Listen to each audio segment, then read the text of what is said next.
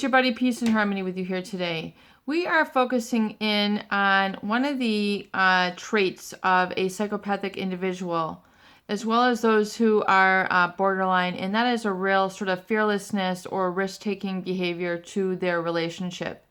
They seem to be sort of cold and immune to social norms, societal norms, relationship norms. They seem to not have a sensitivity or a really a coldness about them or a lackadaisical manner when it comes to respecting people's boundaries, respecting social norms, and observing of those. And that is because a psychopathic individual, by virtue of the brain regions and how they wire and fire together, these individuals present with a very sensitive dopamine receptor site where they're basically overproducing the reward dopamine. It's a neurochemical, and you can research this on Google. The psychopath and dopamine sensitivity. If you want to get all the various abstracts and read some of the reviews and tests and things on your own. But they have an overproduction of dopamine, this reward chemical. And so they tend to be very sort of focused and driven on what it is that they want. And oftentimes this comes in the form of gratification in terms of high-risk sex or violating of people and their personal boundaries, sexual boundaries. They will sexually exploit people. And this also can occur with other activities in their workplace where they behave unethically. They are very distracting. They don't seem to care if they're breaking the rules that are within a family, within a company, within a relationship. It doesn't have any value to them. They are, not only do they have a high risk tendency, and it's based on this hyper dopamine sensitivity, but oftentimes they have, it's coupled with a high testosterone and a high aggression, which can also be responsible for their lack of empathy.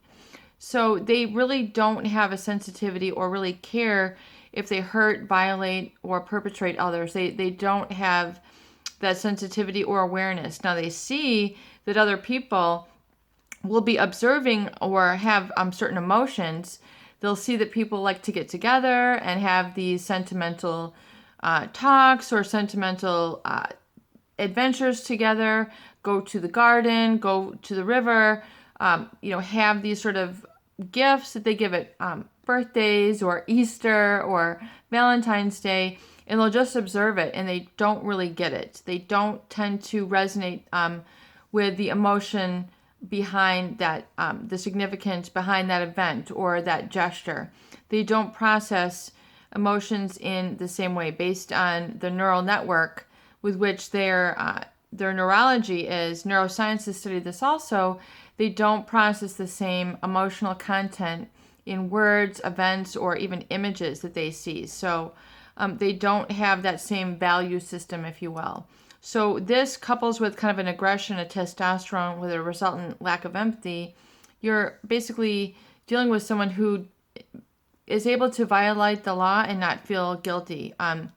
They're able to engage in a lot of fights and not remember. They're able to engage in a lot of conflict, and they really it doesn't hold any sort of building or memory within their psyche. They don't recall if there was a fight. It's just based on their neural wiring. So you can basically have a conflict or a fight with this individual and want to resolve something, and they will forget it moments later, as if nothing happened. And things could be broken, people's feelings could be hurt, and they just keep going. They just move on, and that is definitely a red flag in a psychopathic individual, is this inability to learn from their misgivings in relationships. So if they tell you, I'm not going to do this again, or giving you these stories, they know that they don't relate to those same experiences in the same way, but yet they will tell you these things that you want to hear. But furthermore, not only are they aware of this, but they also deliberately and calculated use a lot of these games and things of this nature because this is how they think. This is how they relate to the world. And we had a viewer who had a very astute comment, and that is, when you don't love, when you don't care, life just becomes a game of power and control. And that viewer said that very concisely, and that's exactly what it is. They don't love, they don't care, they don't have that same connection or ability to connect and bond with others. So life becomes a game of power and control. So it's just what they want to go after. And another viewer had asked, is it the thrill of finding somebody, even if they're older, even if they don't have the money, even if they don't have the looks, what is their motivating factor? And my answer is both. It's just how they're going to fill the void for their boredom. And they know that they don't have the ability to love and connect with others. So they know that they're going to, hurt them. It's the relationships, they can carry on a facade, a mask of a relationship, where basically there is basically a put on. And if you've exposed the psychopath, you know what they're all about. It is just a show, a sham. It is a facade. And they can engage in marriages where, they'll be cheating on their wife, their children, with 2, 3 other people. They might say that they're going on business trips and they're going off on vacations. They might say that they're at a meeting and they're really with this other individual. They can have different jobs that you don't even know about, different personalities that you might not even know, because they're very able to adapt personas or masks and, appear to, and these people can be in all walks of life. So this is just how these people engage. And so, if you found yourself with these individuals, just let them go. They're basically going to pick up their suitcase and go on to the next. And they're really not going to have a lot of grief, remorse, or regret about it, where you might be the one who is hurt. You might be the one, who has been destroyed and who has been shocked or feeling post-traumatic stress syndrome. And realize, this individual will tell you the stories, so-and-so is the one who's going to lose sleep, not us. Or so-and-so is not the one, you are the one. So they're going to feed you a lot of lies. Just don't buy into it. If you buy into it, you're making a mistake. You're living in denial, and you're basically falling right back into their trap that they've set. And so they will test you for this. They'll try to hoover back, and they will just replace people just like they're replacing a new pair of shoes. They have no more closeness, affection for people really than a pair of shoes or what have you. It's just how they look at people.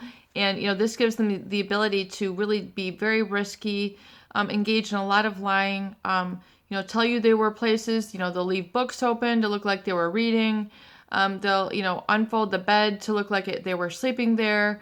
They will move things around to look like, they will do a lot of these strange sort of planting behaviors where they make it look like they were doing something when they really weren't.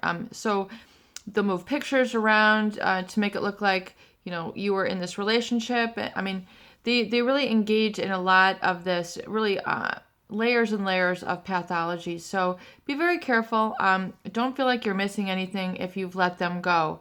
Your life will, with time, resume to normal, and you will then find yourself not only respecting yourself, your boundaries, but also engaging, hopefully, and attracting other people who engage in boundaries, who have respect, and you're able to be better defined in your relationship and not have such a psychological overwhelm with individuals such as a psychopathic individual.